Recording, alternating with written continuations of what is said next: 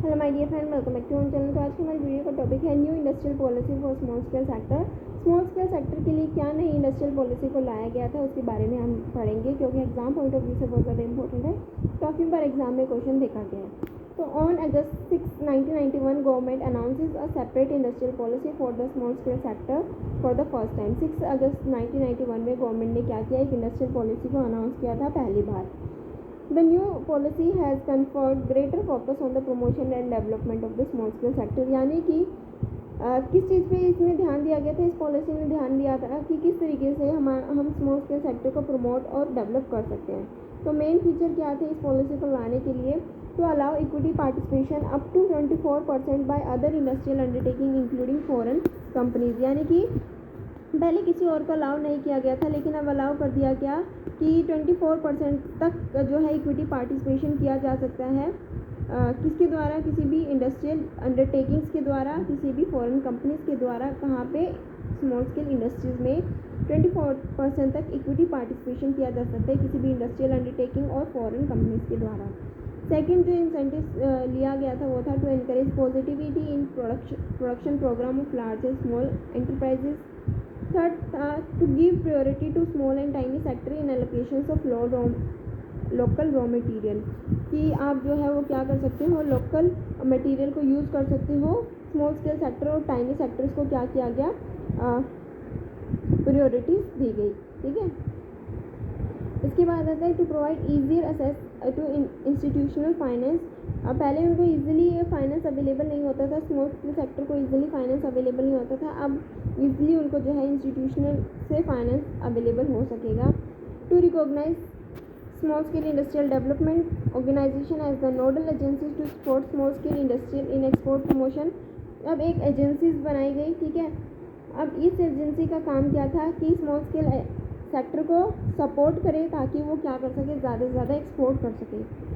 Next point है to encourage sale of small scale industrial product under common brand name. जितने भी small scale sector के products हैं उनको एक कॉमन ब्रांड नेम के अंदर क्या किया जाए, सेल किया जाए। To widen the scope of national equity fund to cover project up to ₹10 lakh for equity support. यानी कि जो भी प्रोजेक्ट वगैरह में इन्वेस्ट कर रहे हैं तो उसको क्या किया गया, 10 लाख रुपए तक इक्विटी सपोर्ट जो है उन लोगों को मिल जाएगा नेशनल इक्विटी फंड से।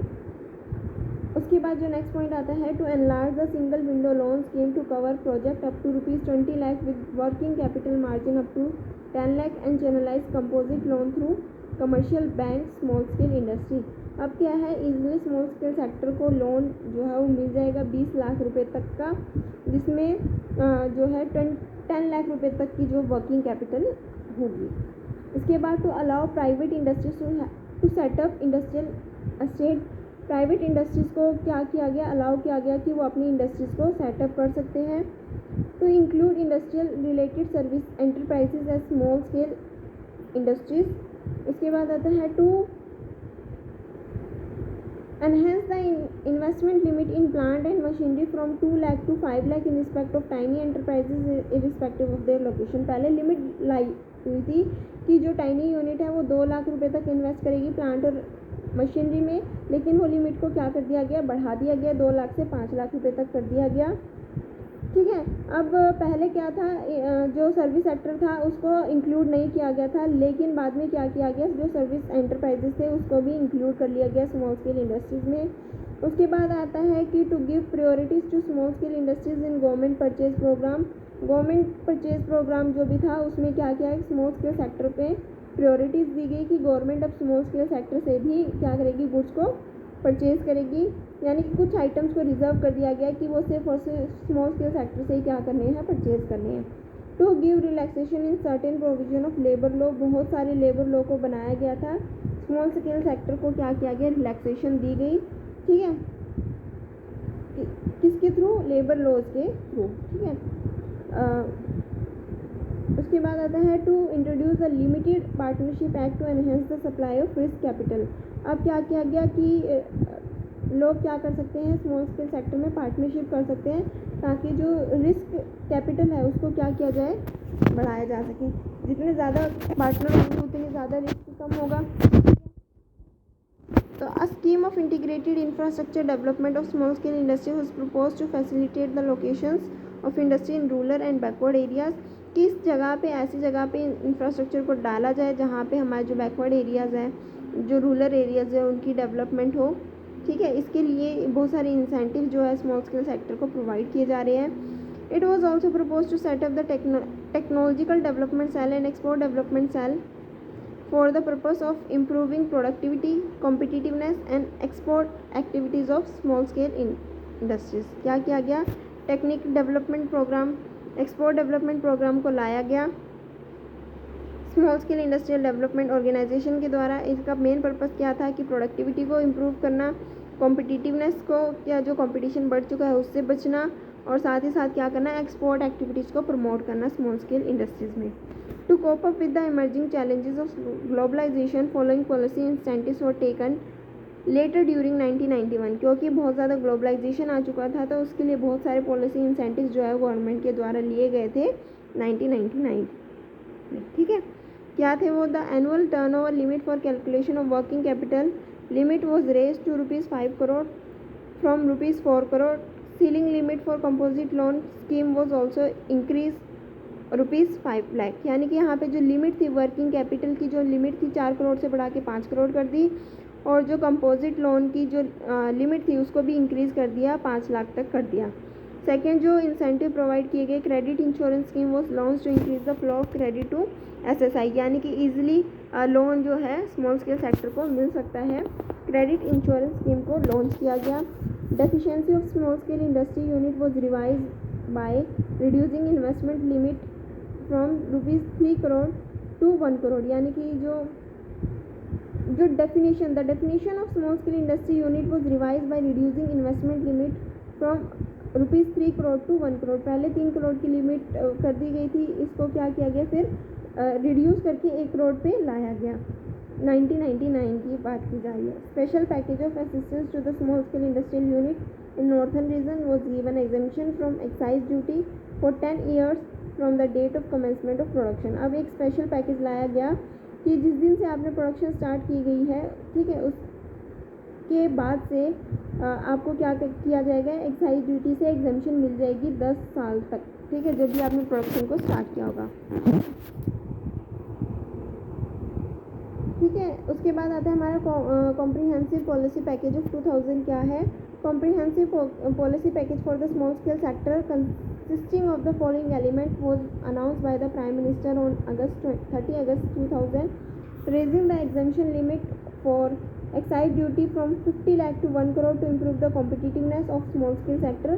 जो एक्साइज ड्यूटी की, सेंट्रल एक्साइज ड्यूटी की जो लिमिट थी वो बढ़ा दी 50 लाख से 1 लाख की। पहले जो है क्या था कि 50 लाख रुपए तक आप फ्री ऑफ कॉस्ट क्या कर सकते थे, क्लियरेंस करा सकते थे, लेकिन अब 1 करोड़ रुपए तक को आप जो है वो सामान को क्लियर करवा सकते हो, उसके लिए आपको कोई भी एक्साइज ड्यूटी पे नहीं करनी पड़ेगी। सेकंड फैसिलिटी मिली कि providing credit link capital subsidy of 12% against loan for technology upgradation in specific industry. अब क्या हुआ, आपको सब्सिडी मिल गई 12% तक की, अगर आप क्या कर रहे हो, लोन ले रहे हो ताकि आप अपनी टेक्नोलॉजी को अपग्रेड कर सको, तो उसके लिए भी आपको क्या मिल रही है, सब्सिडी मिल रही है। Conducting third census of small scale industries, raising the limit of investment in industries related to service and business enterprises for ₹5 lakh to 10 lakh। जो भी इन्वेस्टमेंट लिमिट थी सर्विस सेक्टर में, ठीक है, और बिजनेस एंटरप्राइजेज में 5 लाख से 10 लाख कर दी गई। Scheme of granting ₹75,000 to each small scale enterprises for obtaining ISO 9000 certificate till the end of 10th plan.